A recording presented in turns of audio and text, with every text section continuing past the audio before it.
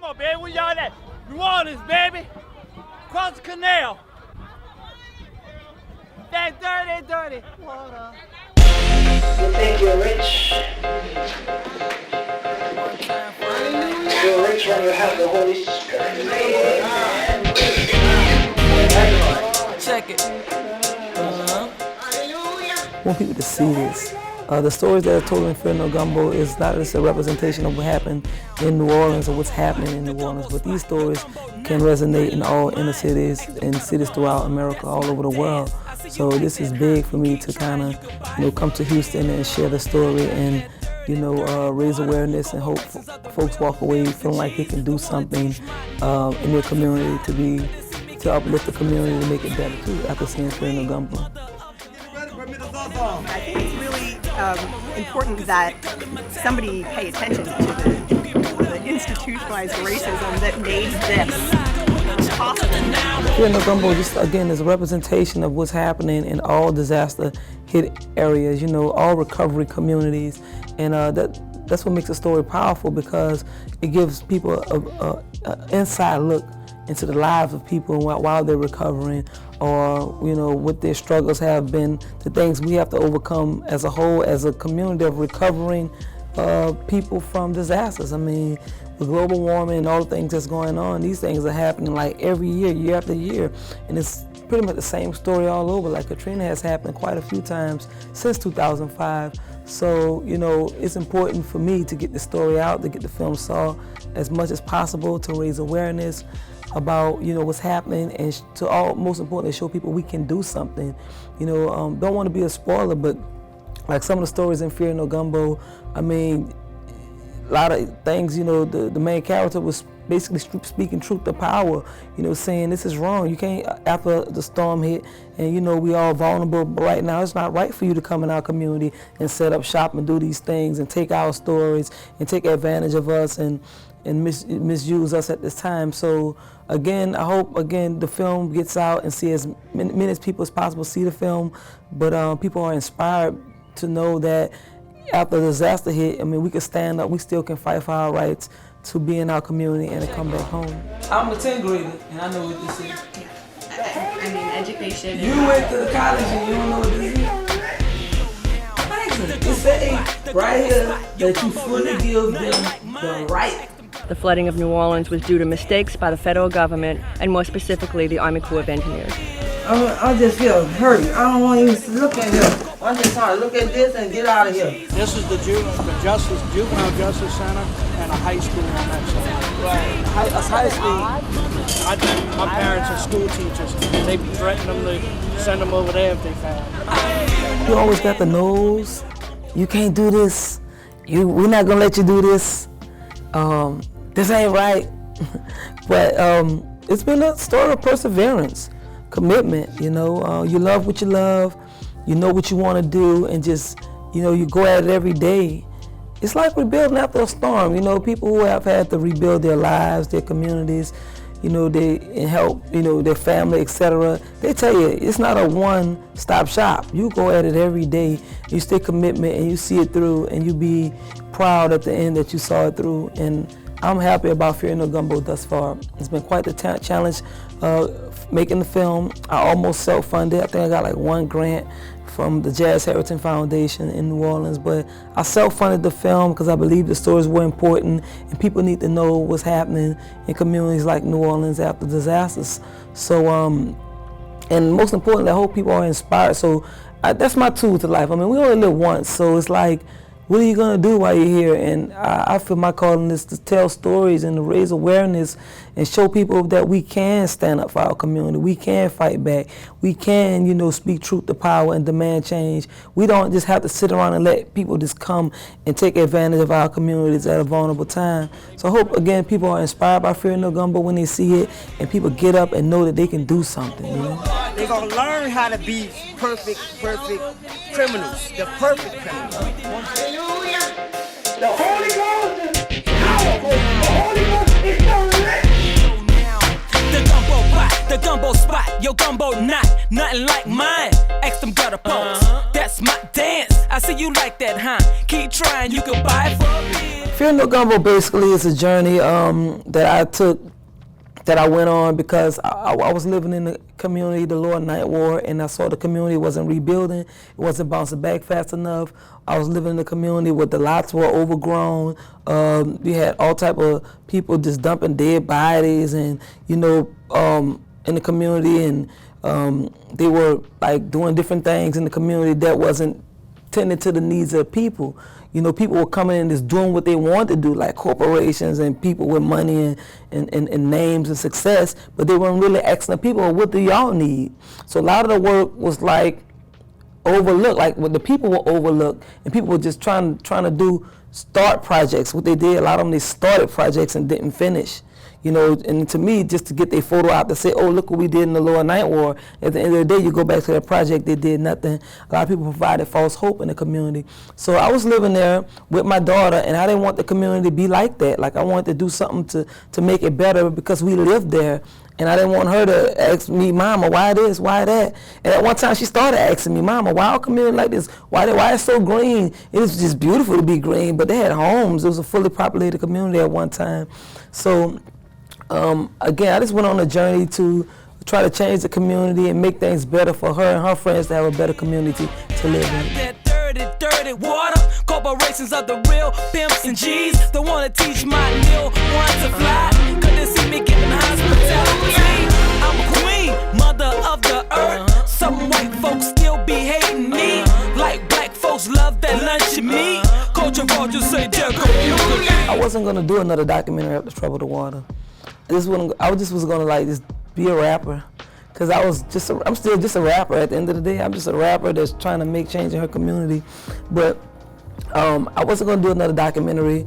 I really wasn't gonna get back into filming until the beginning of Fear No Gumbo was I was trying to perform my music on the streets of New Orleans as a street musician because I couldn't book a location in which to perform, and the Super Bowl was coming to our community, coming to our city that year.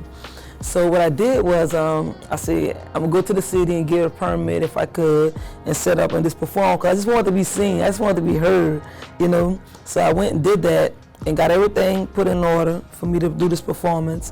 When I got there, the police, a traffic cop, was directing traffic. He stopped what he was doing and came in and told me I didn't have the right to perform my music at the location I was at. Although the city gave me all the permits, they gave me all the green lights to do it, he told me I couldn't. He told me if I didn't leave, he was gonna seize my equipment and lock me up, which it scared me, So we had put like some money in making a song, and everything that I invested in was like this up in the air. So when he came over there, I told my cousin, I say, film this. So he took the cell phone, he filmed the cop shutting us down, So that was the beginning of Fear No Gumbo, because my civil rights was violated. I didn't have the right to perform my music, I had the right to freedom of speech, because the city actually had compromised my business plan, at the time. So I had got with different coalitions throughout the city. MACNO was one of them, and MACNO wanted to use that video that I had of the police shutting me down as a visual to promote, what they were doing, to make like a documentary about the police, shutting people down. So I'm like, nah, I might as well, if I'm gonna let y'all do it, I might as well make a film myself. And that was the beginning of Fear No Gumbo, although we didn't use this scene in the documentary. It was just the beginning, because we started filming, a lot of things happening, a lot of injustices, a lot of things that were happening, a lot of, just events that was happening in the city, like just there was a riot, or there was just anything that was happening that was newsworthy. We was there shooting, trying to get content for Fear No Gumbo, and that's how we ended up with so much content for Fear No Gumbo that we just started just recording. And that's how Fear No Gumbo started. It started off as my civil rights getting violated, and I got mad, and I did something, and I wanted to tell my story. And that's how we started. And they pulling up in the mule haul trucks. They taking this away, you taking that away. But my mama said that we gotta fear no man, no woman, no gumbo, no God, cause the God in me is real. People were saying I was compromising their business plan and all that, and I'm like, I'm compromising your business plan. You coming to my neighborhood doing this here. This is right? You sure that's right? It's not right? Because this don't benefit the people, And yeah, so a lot of people challenged me. A lot of people just tried to discourage me, to tell me I shouldn't do it. And a lot of people was like, girl, you doing that? You about to go film these people? I can't believe you gonna put these people on camera. Yeah, because I have questions and they should be held accountable. So yeah, it was hard trying to hold people accountable. It was challenging, but nevertheless, you know, when you believe what you believe in and you know that, you know, you have to be the voice for your community. If you don't stand up and say something and do something, then nobody's gonna do nothing. Then you just keep going because you believe in what you believe in, and that's equal justice and liberty for all people, you know what I'm saying? So that's what was my motivation, and I hung in there with the film, and I'm just so happy I finished it, and I'm really getting the movie out. I walk it, I talk it, I live it, I breathe it, I ain't war gumbo bumping in my veins. Don't come around, cause if you come to my town, them boys on the dope, you get booed up now. I stay shy, barely staying alive, go with the chopper, cause the night won't come. Last night I had prayed, and God had said, don't trust these vultures, they ain't God led. A cold look up in his eyes, talking about some unity. From Nebraska, trying to save me from my community. My gumbo, my story, my Indian feathers. That's my blood second lining for the social and pleasure. I want my economic cut, I'm selling coke on this bike. Brad Pitt talking about he gon' make it right. So far it's been incredible, you know, because I'm doing what I want to do. You know what I'm saying? Like most people do what they can. I'm really out here doing what I want to do, and I'm standing up for something that's right. You know what I'm saying? Like, you know, I'm writing my own history, you know, to be the type of woman that I am, and I'm doing it in front of my daughter because I want her to see a positive black woman that's out here just standing up for something right, and, you know, just pushing forward on things she believes in and not taking no for an answer. So maybe one day we'll look up and laws will be changed. You know, people have more protection for the community after disasters being hit, etc. People will start talking about fair use and all the other topics we discussing in the film, that this film could be a tool for change, that, you know, that and the change that's necessary in the community, because people saw what happened. They saw the stories. And you can't deny it. These people telling their own story. These people in this documentary are their own expert witnesses. So so far it's been good. I've been, you know, hit with a few challenges here and there, but nevertheless, we're gonna continue to push forward and persevere. Hopefully finish getting the film funded, and all the budgets we need to keep perpetuating the story. My goal is Academy Award win, if I can get that. I believe I can. I need the postcard hype and see the Landrew sucking on the Earl pipe. Night war, New Orleans, you won't be able to tell. It looks like last year that the levees fell. This is my home, this is my survival, that's my water, that's my shot. And this man right here just takes my shit and sell his books. My friends and my homies never did nothing for me, so they fear my gumbo, shrimp, crab, and bologna. They ain't my friends, they ain't my homies, never did nothing for me. Ain't trying to be a friend, just tell me what you owe me. I hope people know that we all can do something, most importantly. Again, we don't have to sit around and just let people, corporations, this big whoever come in our communities and just take what they want and don't have to give us nothing back. I want young people, women, children, young men, people period, to know that we don't have to sit around and we can do something. We can question these people, we can ask them, you know what I'm saying? We can approach them, we can bring our camera, we can bring our cell phone, we can speak truth to power. We could also, you know, hold people responsible and accountable for, in our cases, in the cases of Fear No Gumbo, some of the stories we share, our community still haven't been rebuilt. You know, the Lower Ninth Ward was what, 99% African American, 88% homeowners, 44,000 pre-Katrina. We might have 10,000 people now. Where are the houses? Where are the homes? Where the community? Why you want to, you know, drop just a park here and there's no one here to play in the park? And if you do play in the park, all the other underlying issues that we cover in Fear No Gumbo, etc. So again, I want people to know that we all could do something. We just don't have to sit around and let people just run amok and exploit us and exploit our community without doing nothing. Because the main character in this film, she did nothing. She did a lot. She got off her butt and she did something. And I want people to know that we all could do something. Why you have no sympathy or empathy for my shit? Cause you don't give a fuck. You ain't gonna tell me what to do. You not gonna tell me how to feel. You used to controlling people. You ain't gonna control me, motherfucker. You tripping. Choppers, AKs, 40s, max. You sleep, tripping. Where my stacks? Scientifically proven, stating facts. Culture vultures, you gon' see, gon' melt like wax. Don't even speak to me when you see me. Kings and queens on the throne, somebody cut the TV. Blind snakes and rats, say my hood's needed. We been getting out the mud, don't need no peace treated. New Orleans is still a rich man's slave. Queen mother said, fuck them, we gon' bust their head. They dirty hands and feet, they want the holy grail. After Katrina, young black dead body smell. They wanna sell. Queen mother's spirit, you can't sell. Talking that shit, we gon' run in your shit on some real shit. I have no fear in me. Definitely, I want laws to be changed, put in place to protect people.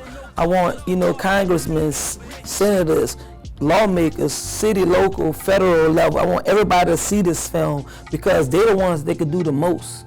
I want protection for people, especially in communities like the Lower Ninth Ward, where, the educational system has been broken since before Katrina. They just started to rebuild it. That's been broken for 40, 50 years. People are not on the levels in which they should be on because of all the things that have held communities like the Lower Ninth Ward down, like broken educational systems, underfunded schools, underfunded, communities. And when people come and present ideas, a lot of people don't know how to respond because they just haven't been educated. But if we could pass laws and protection of these people, my film has did this justice. We could, if people could be made aware that these things are happening and have happened and do something to protect the people, or the people could protect themselves. They see the film, they see these things happen in their community, they know that they don't have to just sit around and not do nothing, but they can do something too. So ultimately, I hope the film help people, bring insight, give people a look inside the lives of people like myself and people in the Ninth Ward, and they have an idea. They can be touched by the stories and know and bridge some kind of gap. Because the title Fear No Gumbo it's the fear that people have that divides the people. So people don't know the stories of recovery, disaster recovery. People don't know the stories of people in the Lower Ninth Ward. So they may not even come to the Lower Ninth Ward when they come to New Orleans. But if they see these stories, they can understand the human aspect, then we could bridge that gap. It's no longer fear because you understand these people now, because you saw their story.